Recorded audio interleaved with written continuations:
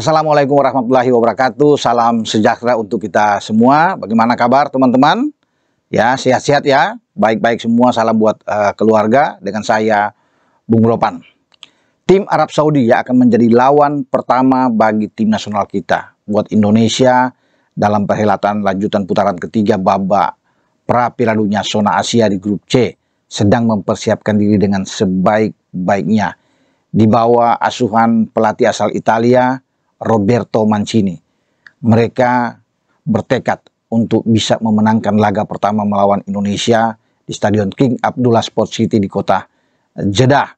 Dan tentunya mereka tidak main-main ya. Tidak menganggap enteng Indonesia walaupun secara peringkat itu sangat jauh.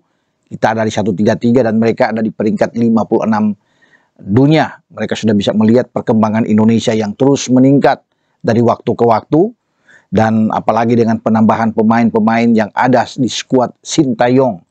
Ya, mereka sudah mengantisipasi ini.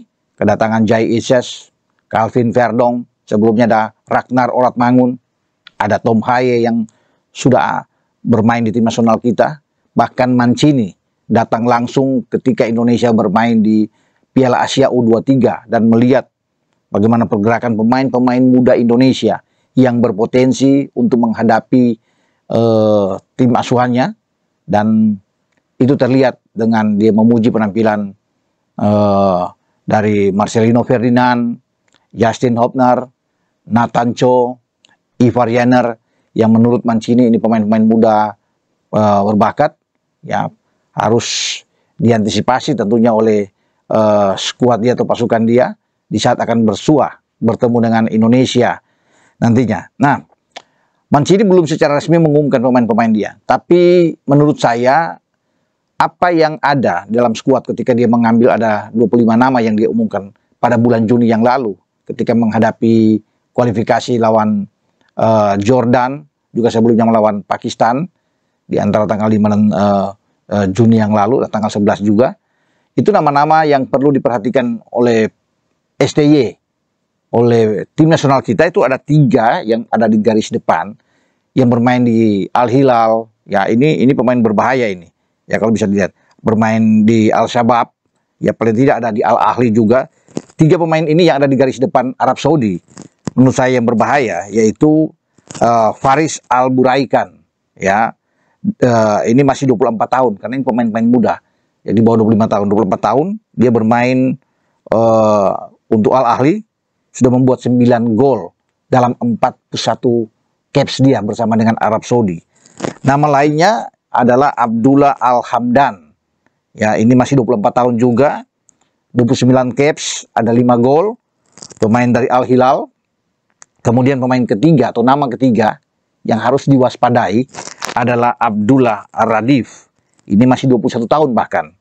Ya, udah 14 caps bersama dengan Arab Saudi dan 2 gol.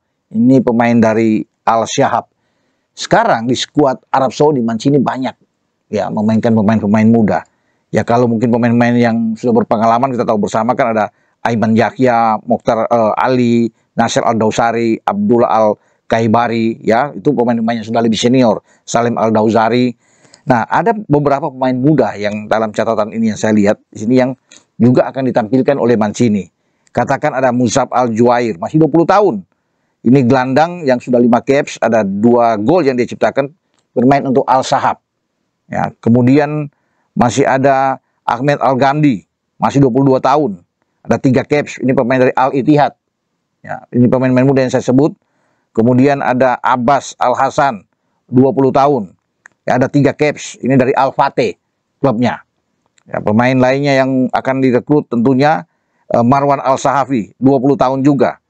Ya, ada Abbas Al-Hasan, 20 tahun juga. Ini 2 pemain dari Al-Ittihad dan Al-Fatih juga.